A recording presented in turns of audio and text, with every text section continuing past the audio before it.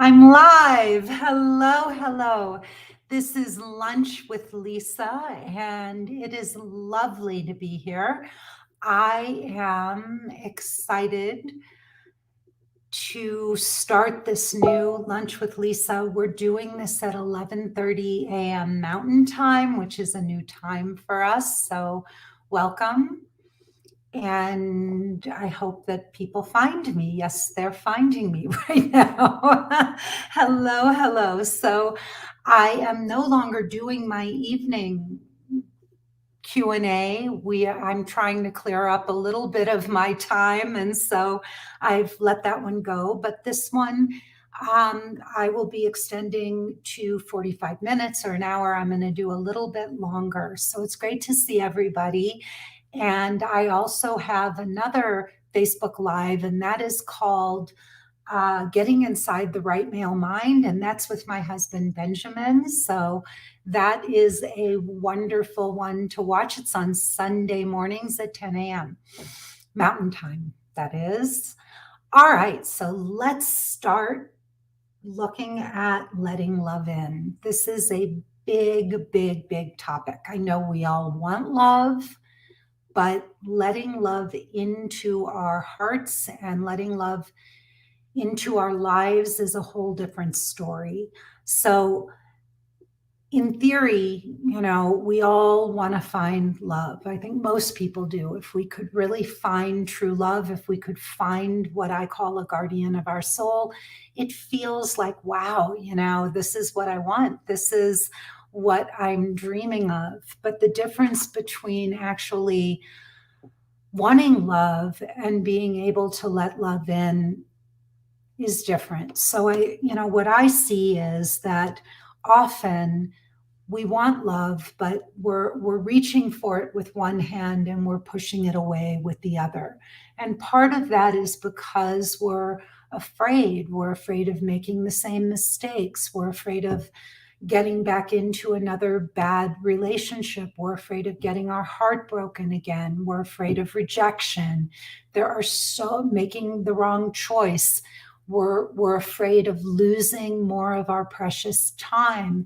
For a lot of the women I speak with, and there are many, many, many women I talk to almost on a daily basis, I speak to women about love and letting love in, and they will tell me that they're very excited about doing this work.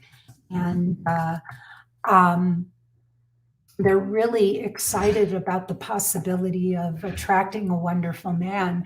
But once we start to dig deeper, many of them are terrified that they're going to meet another man that might take advantage of them, that they will let take advantage of them. And it's really scary to put themselves out there because so many women, so many of us don't know what we're doing, and we don't understand what we've done wrong in the past.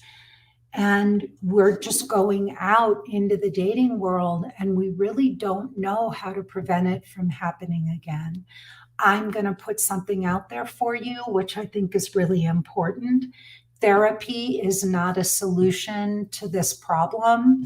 Many, many, many people spend years of their lives in therapy trying to figure out how to find true love. They want to find a loving partner. And because traditional therapy has been our go to, that's what most people think of when they think about getting help or support in their lives. Many, many people go to therapists to try to figure their love lives out. And I will tell you that I have worked with hundreds of women over the years who have said to me, Lisa, I spent years of my life in therapy wanting to learn what you taught me in 12 weeks.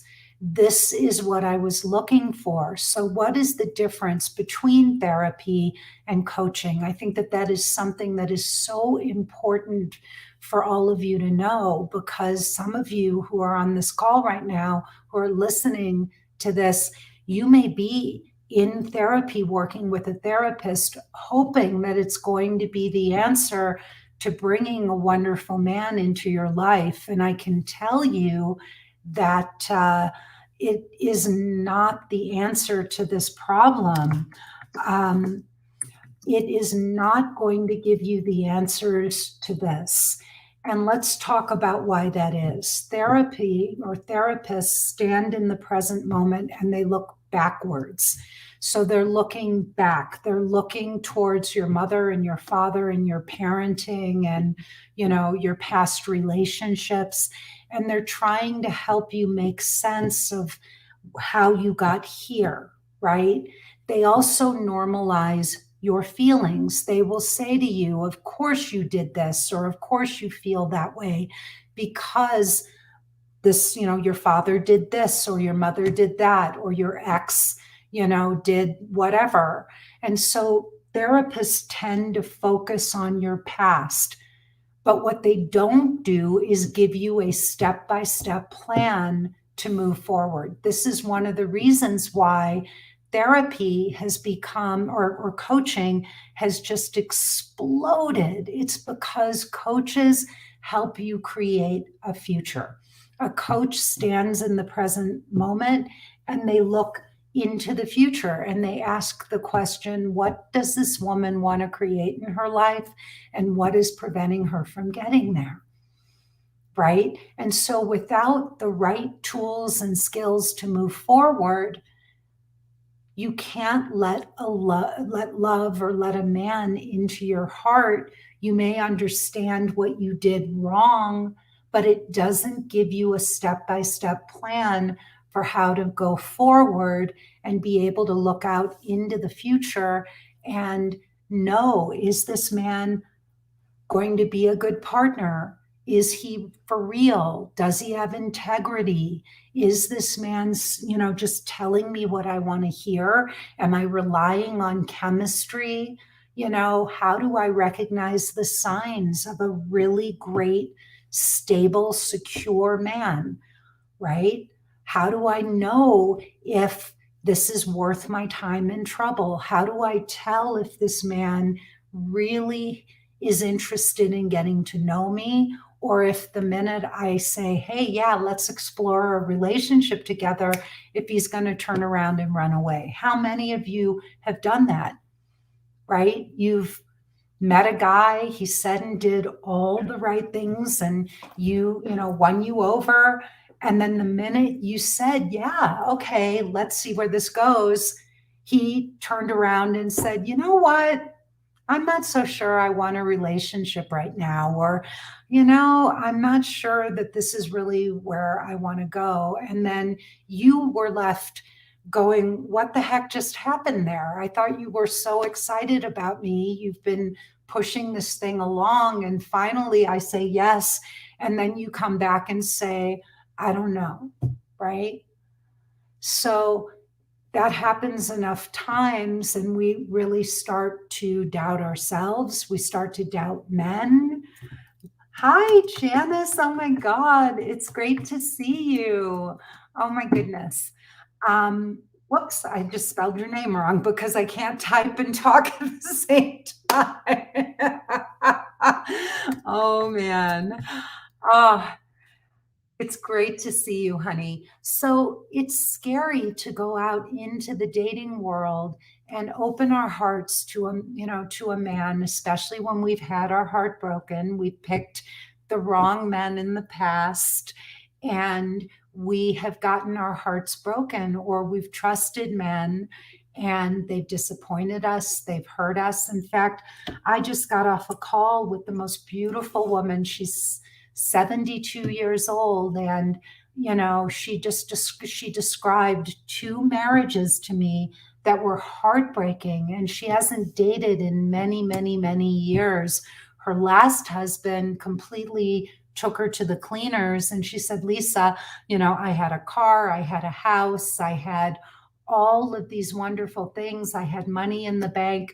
And by the time this was over, I lost my house, my car, and basically I was left on a street corner to have to rebuild my whole life. And the truth is that she, spent, I think the last 15 years she hasn't dated.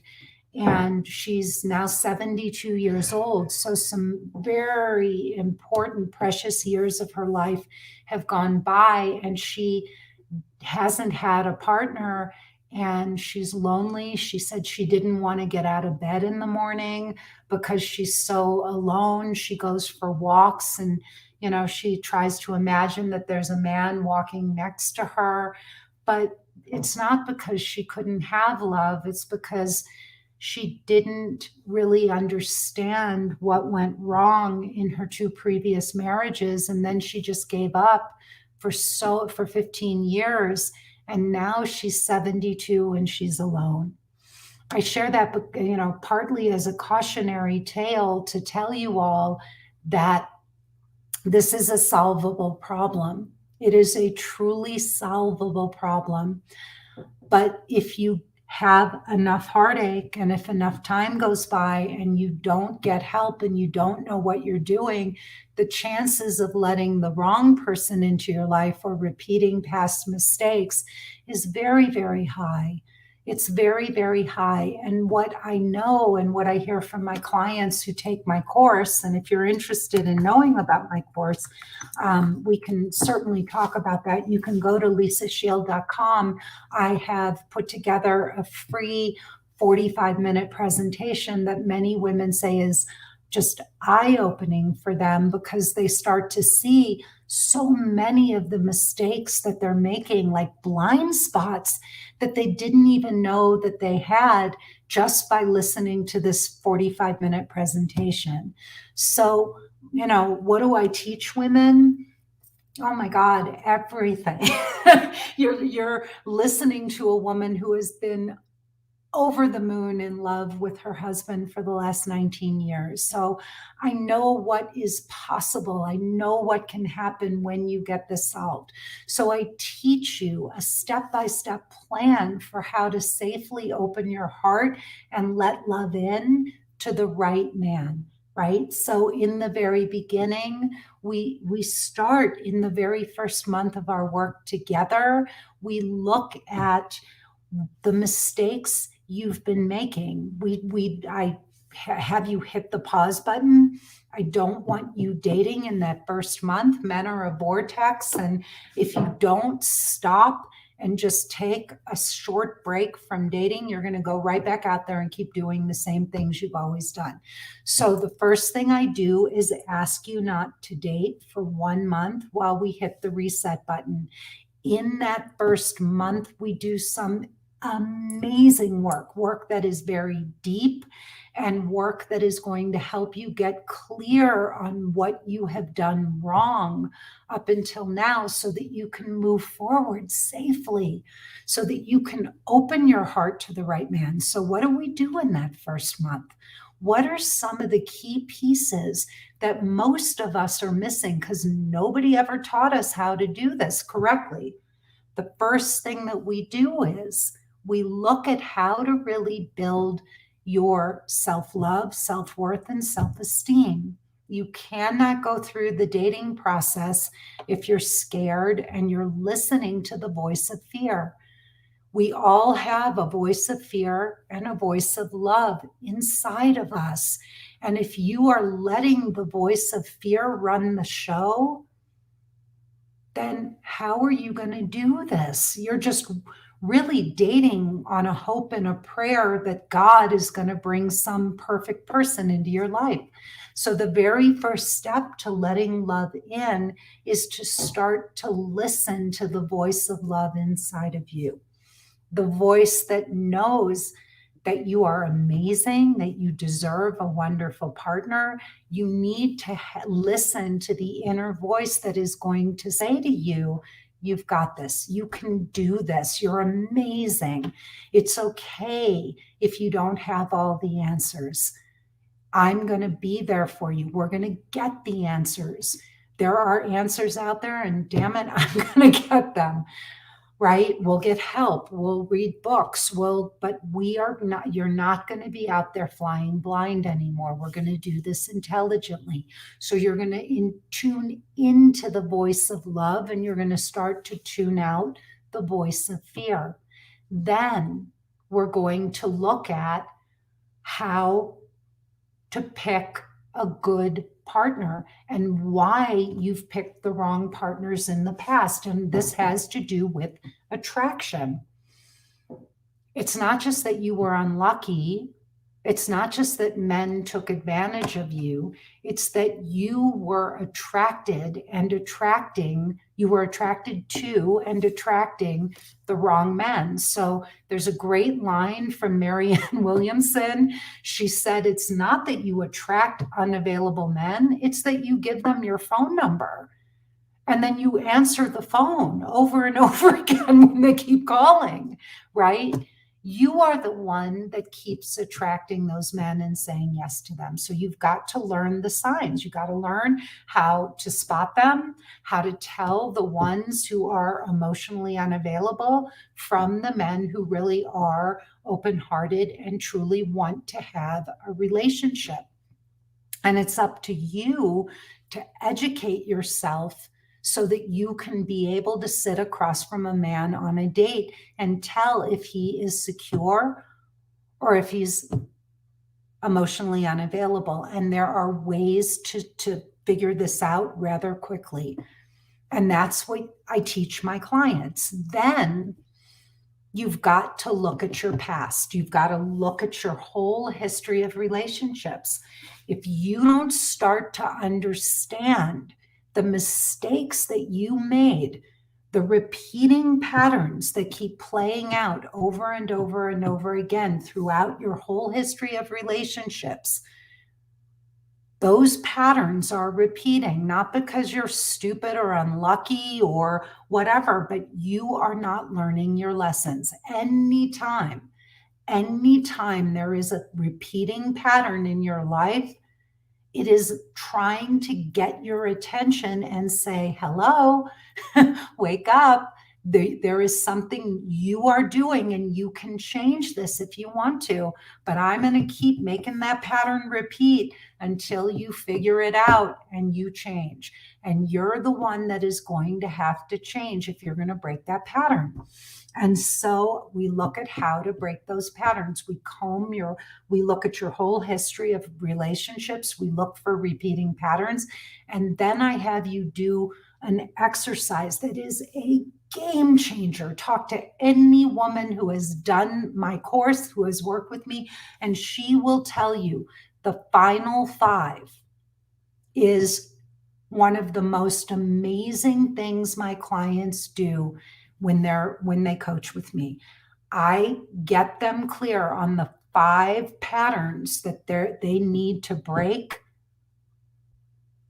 So while they're dating, they know these are the 5 key patterns that have been holding me back, that have been repeating over and over and over again. This is what's keeping me stuck. And then they come up with the 5 qualities they have to have in a partner so that they can break those patterns and free themselves from the stranglehold of their relationship history. Once they know the 5 qualities, the final 5, they feel confident about going back out into the dating world because now they know what they've been sacrificing in their past and what they must have in their next partner. And they have to have all 5 things or they cannot date this guy. And these 5 things are written in stone. By coming up with their final 5, they raise the bar so high that they are now looking for a very different kind of man. They're looking for a completely different kind of man, and the bar has just been raised so high because these were the things that they had settled for. When we settle in relationships, and I really want you all to hear this, when we settle, it's like we're trying to bargain for love. I'll give up this if you'll give me that. I did this in my marriage, in my first marriage. I was raised in a beautiful family. Well, not, we had plenty of issues, but I had lots and lots and lots of opportunity, right? Financially, my family was very stable And, we traveled all around the world when I was very young, and I had many, many, many gifts, many wonderful things. I lived a very high quality life. When I met my first husband, I made excuses for him. He always had money issues and money problems. And so I made excuses for him. And I told myself that I didn't need the finer things in life. And I settled for a man who had major financial issues, and I made excuses for him. And that was the demise of our relationship. I mean, lots of other things were wrong with it, but the financial stuff, the fact that he could never get it together financially, and I tried to make it okay. I tried to settle for something I knew wasn't what I really wanted. And that was a bargaining chip because I was afraid that men who were successful wouldn't want to date me because I didn't feel adequate. I compromised and settled for this man who never could get it together financially. When I dated the second time around, I told myself, Lisa, you can't do that again. One of my final five was that I had to have a man who was financially stable and on my level. He didn't have to make more money than me. He didn't have to be a Rockefeller or a multimillionaire, but he had to be able to play at my level. He had to make enough money that I wasn't going to be carrying the financial weight for both of us. And that was really hard for me because I settled for reasons. I settled out of insecurity. I compromised and I gave up something that was very important to me, thinking I would get other things instead, right? Now, my husband is my financial equal. We live a wonderful life that's in line with my value system. We go on lovely vacations. We have a beautiful home together. With my first husband, I had none of that, none of those things. So with the final five, I got clear on what I had to have in a partner, and I wasn't willing to compromise on those things. I didn't want to keep making the same mistakes and settling. Settling doesn't work. When you have a certain value system, you must know what your values are, and you have to have a partner who is on that same level with you. And it's very hard because you're never going to feel satisfied in a relationship with a man who doesn't share your same core values. It will be hard for you to let that love in because it will never feel quite right to you. So in the first month of the course, we get clear on all of these things.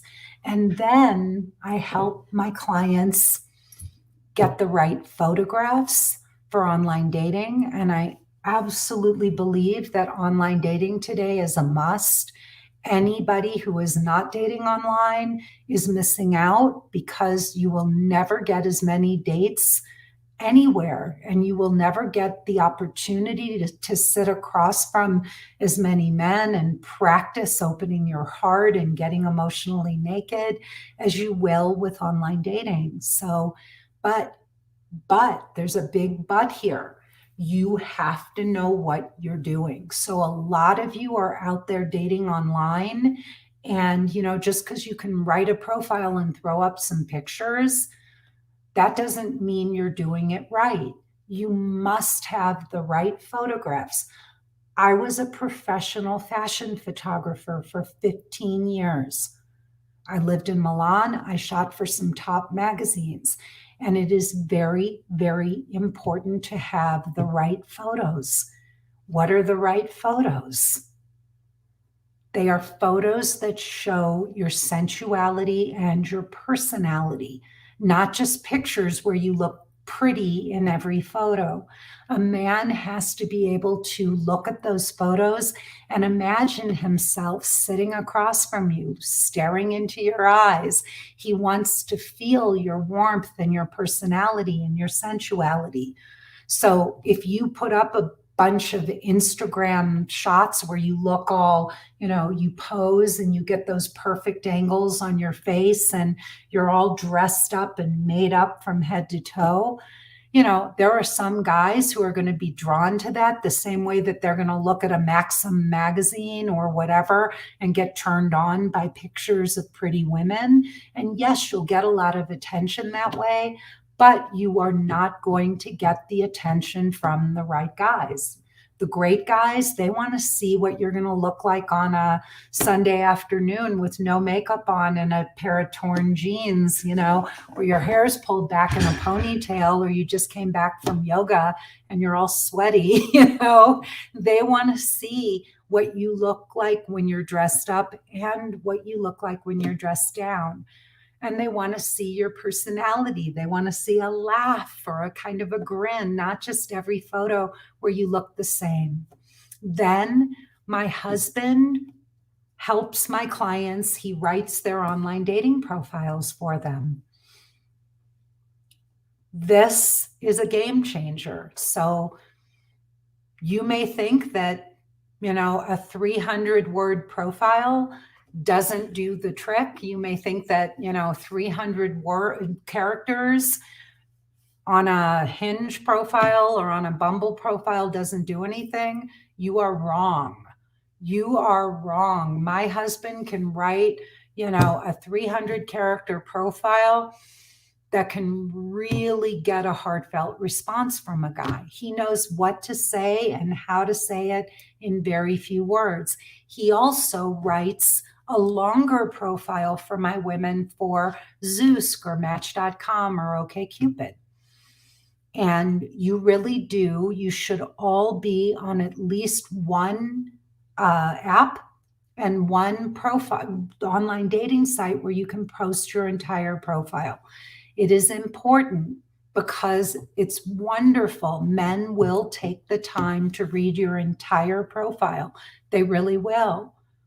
Yeah, Lisa Cohen says Benjamin writes masterpieces. And there is, if you go on my YouTube channel and you look for Getting Inside the Right Male Mind, my husband and I did an entire Facebook Live on profile writing, and he dissected an entire profile that he wrote, and he talks about why every single line in that profile is important and how a man reading that profile would feel hearing those words and hearing those sentiments. So it's a really, really, really great Facebook Live if you want to go look that up.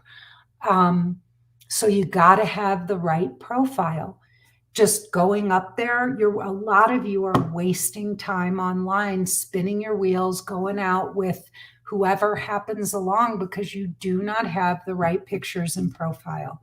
Then, here, Benjamin does an amazing job on writing profiles. It makes a world of difference. So this is another one of my clients who has coached with me and knows the power of these profiles that my husband writes. They are game changers. And trust me, I wouldn't have thought that they were that good until I wouldn't have trusted this unless I've seen it myself, right? Nancy Goodman says, absolutely, they will read every word when interested in a woman. But Nancy, not only will they read every word, but when it's the right profile and the right sentiments, the quality of the men who are responding and the quality of the responses that you get is going to skyrocket, truly, truly. Then once you get out there and start dating, it's not enough to just go on dates. This is the other mistake that so many of you are making. You're just going on dates and you're hoping to meet the one. And it's literally like, is this my husband? Is this my husband? Is this my husband? Is this my husband? And every time it's another disappointment or another dead end. That is a huge mistake. If you are not using your dating experience, if you are not going on dates and actually going out on these dates and practicing you changing yourself, learning how to open up your heart. Not just, well, what questions do I ask? Well, give me a list of questions to ask the guy. My women don't go on dates and ask questions. They learn how to get into their own hearts and create a beautiful, safe, emotionally naked space for a man to open up to them. So many women today complain that men are emotionally unavailable and that they're shut down and that all these men are emotionally unavailable. If you keep attracting emotionally unavailable men, there is a very big chance that you are up in your head and that these men are not opening up to you because you are emotionally unavailable. And a lot of women don't want to hear this, but it's true. In fact, there's a great book about this. If you want to read a really great book, it's called He's Scared, She's Scared. And it really is an eye-opener because it shows, it's a great book. It was written many years ago, probably 20 years ago now. But it really talks about how a lot of women are just as emotionally unavailable as men are. And we're accusing the men of being emotionally unavailable because we talk to our therapists and we talk to our, girlfriends and our mothers and our sisters, and we're talking and talking and talking about all kinds of emotional stuff, but we're not really emotionally available to men. When we sit across from a man, we're so busy up in our head trying to figure out who this guy is and what he has to offer. And we're thinking about, am I asking the right questions? And does he make enough money? And is he really open? And, we're so up in our heads that we're not in our hearts and we're not making a heart connection. Nancy asks, what happens when you meet the right man, but you are in different points of your life? One of us has a child 5 years younger, and they are an empty nester to be and want to move to another state to follow their dream, and the other can't move for 5 years. It puts a strain on the relationship. Nancy, if that's what he wants, or if that's where you both are, it may not be a good match. Timing has a lot to do with this and choices. So, you can spend time and invest time in the relationship, but you're just going to keep hitting up against that same wall. And it may be better to find someone who's at the same point in his life as you are. I mean, there are just some practicalities about all of this. Two good people can meet and they can really have feelings for each other, but they may be at different points in their lives. I mean, I didn't have children, and I really didn't want a man who had children, or young children at least. I didn't want to have to, deal with what a guy who had kids was going to have to go through. And I didn't have any kids. And I can tell you, I wouldn't have been very understanding or empathetic about any of that because all I had was free time, and I wanted a man who I could spend time with, and I didn't want to have to navigate around young children. My husband doesn't have any kids. We're both on the same page there. He's got to make a decision. If he doesn't want to lose you, then he's going to have to make some compromises and make some sacrifices to make that work. And if he really does care about you, and, I'm guessing you have the kid, but I don't know. But if he wants to be with you and he really means it, then he's going to have to make some compromises to be with you. So, it's that simple. But the other thing of, if he's not fully in and he's got 1 foot in and 1 foot out, that's going to be an issue for you too, because it's going to be very hard for you to feel secure and stable in the relationship. So, he's got to have both feet in, or it may not be right timing, you know? And my feeling is that if somebody really wants something, then they make a choice and they make it work. But if he doesn't have both feet in, then it's probably not going to work. So going out and dating and just going through the motions of dating and hoping that you kind of win, just get the winning lottery ticket is not a safe bet. What you really want to do is you want to be practicing new skills, and you need to know what the skills are that are going to make you an even more attractive partner. So, for most women today, one of the biggest issues is that we are not in our feminine. We are very masculine. We work, we're single mothers, we're being a mother, a father, the breadwinner. And many, many, many women today have also not been touched. We haven't had sex. We haven't had a sexual partner. And so we wind up becoming very disconnected from our femininity and from the woman that we are, so that when we do go on dates, our heads are filled with all the pressures of work and all the pressures of being single parents and all that. We go on dates and we disconnect from our femininity, from the being a woman.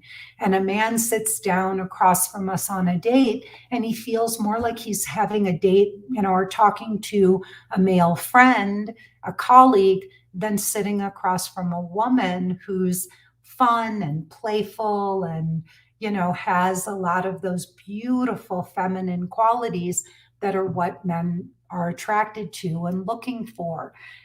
A lot of us can get dressed up. We can look feminine or pretty on the outside, but it really is what's going on the inside. And if you're not learning how to open up and receive from men, if you're not learning how to be playful and fun and flirtatious, and you're going on dates and you're just asking a list of questions and you're way up in your head and not your heart, you're not letting love in. And men are going to sit there and they'll have a date with you. They may sit there for several hours, but then when they walk away after the date, they're not going to feel a connection, a lasting connection. They're going to feel like something was missing. And if you were to ask them, they would just say, I didn't feel the chemistry.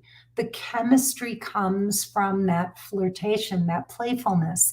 A lot of us are just going on dates hoping that there's a spark. But the truth is, the women who really are successful and have a lot of attention from men, they know how to create that spark. And we all have that girlfriend, right? We all have that girlfriend that we're totally envious of. Like, she just walks in a room, and it's not just because she's pretty. There's something about her that men pick up on. There's a vibe that she's got, and men they just lock into it. And maybe you may be even prettier than she is, but there's something about her that she just sees a man and she lights up and she connects. And it's like, wow, men just want to be around her. I had a friend like that, and it blew my mind because I didn't have that natural thing that she had with men. And I actually had a therapist who told me to stop going out with her, as two single women, because it was so hard for me to feel confident and really feel good when all the men were going for her. And then I was kind of getting the spillover, right? And I needed to learn how to do that. I'm still not great. I understand it, and I can be much more playful and fun with men now, but I'm still much better at doing it one-on-one. And it's one of the reasons I love online dating, because when I'm sitting one-on-one across from a man on a date, not that I'm dating now because I've been in a marriage for, for 18 years. But when I was single and I was dating, I found it much easier for me personally to be able to flirt and open up and be more playful and with men when I was one on one. And that was a great forum for me because I was able to practice something a lot of women do that also is a turnoff. We are heavy. We are not light. We are not fun. We're not being playful. Men don't want to sit around. Great men, I mean, yes, they want to have a deep conversation now and then, but a lot of the time they just want to play. They want humor. They want to joke. They have a lot of intensity at work. They're very busy. Yeah, they want, when they're with a woman, they want it to be light and fun and not, like they're on an interview and they're being grilled, what was your last relationship and why did it end and what happened and whatever. They want a woman who's in the moment, in the present moment. So when my husband, he asked me on our first date, what are you looking for? And I looked at him and I said, look, I have been working so hard on myself since I left my first husband. And all I want to do is find a great guy and have fun. I'm done working hard. And what I meant by that was I'd been doing a lot of personal growth work. I'd been in, looking at my stuff, and I'd been doing one course after another. And I really meant that, I'm done with all of this deep introspection and all of this hard work. And I really just wanted a lover and a playmate and a best friend. And those words were in my profile. That's what I was looking for: a lover, a playmate, and a best friend. And yes, there are some deep conversations that Benjamin and I have. And of course, we've been through some very intense things. But most of the time, our time together, we spend in gratitude, we laugh, we play, we're funny. Michelle asks, what if men feel the connection with you, but you don't feel it with them? That is an awesome question, Michelle. You're blocking it. Somehow you're blocked. You're in fear and you're blocking that attention. And you need to do some work on yourself to see what's going on there. So when women are blocked, you're either scared, you're somehow afraid of rejection or abandonment, getting hurt again, getting into the wrong relationship. And so you're pushing it away. And you may have what's called an avoidant attachment style. And usually what happens is you will attract a lot of attention from men because you're shut down and because you don't want anything from them. But they know it, they can feel it. And so those men can chase you and pursue you, but you're not open and you're shut down. So you've got to look at why you're shut down, because no man is ever going to get into your heart unless you let him. And you need to start to look at this. I was also avoidant. I had an avoidant attachment style. All the men who were attracted to me, I was not attracted to. I was attracted to the men who were not attracted to me. And the minute somebody liked me, it didn't take much, then I would find something wrong with them and I would cut that off too. And it had to do with my fear of intimacy. So I would say that you have a fear of intimacy and you need to work on that with somebody like me, but with a professional who can actually help you figure out why you're blocking this and how to get through it. Because I can tell you that a lot of years of your life will go by and you'll keep trying because I'm guessing you want a relationship, but it's always going to feel like the men aren't good enough. And the real truth is it's because you're afraid. So I would absolutely do some work on this. In fact, go to lisashield.com and watch my presentation, and you and I can even, get on a call and I can talk to you at greater length about how I can help you break through this. Because I had the same thing, the exact same thing. So you've got to start to use dating as a way to open up your heart and let men in. That's what we all need to do. And also to start to really distinguish who the healthy men are from the unhealthy ones. Right. So you finally met a man that you felt connected to, but you don't feel that he feels the same about you. That pattern is going to keep playing out. And I'm going to almost guarantee you that the minute he would start, if he did like you would be turned off by him. This is a very classic intimacy issue. It's a very classic intimacy issue. You like the ones who don't like you, and the ones who like you're not attracted to. And that's something that you need to do some work on if you're going to get it solved, because that pattern keeps playing out. And it is a very predictable and common pattern. And I can see, but from your photo, you're an incredibly attractive woman. It's not anything to do with that, but it has to do with fear of intimacy. And so you're blocking it. You feel safe with the men who don't like you, but when a man likes you, when it can be real, you don't feel safe with them. So you're going to have to look at that, and you need to look at yourself and do some work. I know it seems like you're just not meeting men that you're attracted to, and it really feels like I'm not attracted to any of these guys, but I can promise you that you're not going to be attracted to someone until you start to look at this pattern and see why you're blocked. So dating and working with a real professional for all of you is a way of getting through these things. A lot of us, for whatever reasons, we've watched too many Disney movies, we've read too many romance novels, whatever it is, many of us just think, oh, love is something that happens to us. And I can tell you, no, it's not. If you are going to let love in and let the right love in from the right man, you need to start to educate yourself in this part of your life. You need to actually understand what you're doing.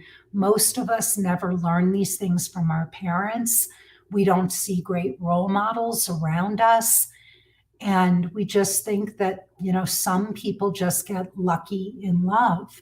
But that isn't true. You can learn how to have a healthy, loving relationship with a man. You can learn this. I learned it. My parents hated each other. My mother and father literally hated each other. And I had no examples of what this looked like. And my mom died when I was very young. My dad was an alcoholic. And I just thought, I can't live in a world without love. I have to figure this out. I have to find real love. And I figured out that it does exist and that it is something we can learn how to do.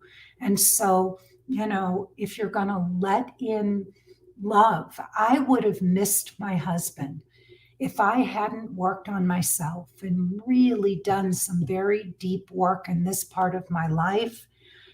I would have missed my husband. He would have sat down on a date with me, and I would have thought he was too kind and too gentle and too soft spoken. And I would have completely missed that he was just, a truly heartfelt man. And I would have thought, oh, I could just walk all over this guy. Like, I'm going to be too much for him. The truth is that man has the strongest boundaries and the clearest boundaries of anyone I've ever met. He's just very kind and gentle in the way he lets me know that I've crossed a boundary. But I would never have been able to have had the depth to see what a truly great man he is if I hadn't really done work in this part of my life. So please go to lisashield.com, watch my 45-minute presentation. There is a way to find a wonderful, loving, lasting relationship, to let the love in of a beautiful man who will be a true guardian of your soul for the rest of your life. Not the kind of relationship where you're always walking on eggshells or dumbing yourself down or waiting for the other shoe to drop, but real love, lasting love, the kind that you wake up and go to sleep every morning and every night knowing that this man is devoted to you and you to him. There is a way to actually create that kind of lasting love, but you might have to do some work to find it. That's where I come in. So again, go to lisashield.com and watch my presentation. And if you enjoyed this Facebook Live, please come back and see me again. I do these every Monday from 11:30 to 12:30 Mountain Time. Bring your questions. I'm always here to answer any questions you may have. Tell your girlfriends.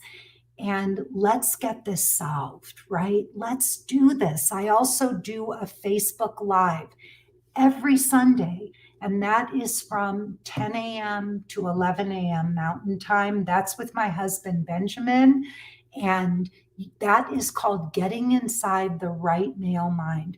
I also have a podcast called Dating Without Drama, and we release 2 new episodes every week, so you can listen to them anytime when you're driving to work or you're going for a run or a walk, anytime you want. So look for Dating Without Drama, and I will see you next time. Please give me a thumbs up or a heart if you enjoyed this talk. And also, you can email me.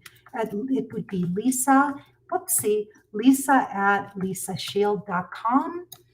And I will answer, I'll do a whole talk on anything, any subject you want me to talk on. So please send me emails because my best suggestions come from you. All right, everybody, please come back again. Have a wonderful rest of your day. Give me a thumbs up or a heart if you enjoyed this talk, and I will see you next time. Have a wonderful, wonderful day.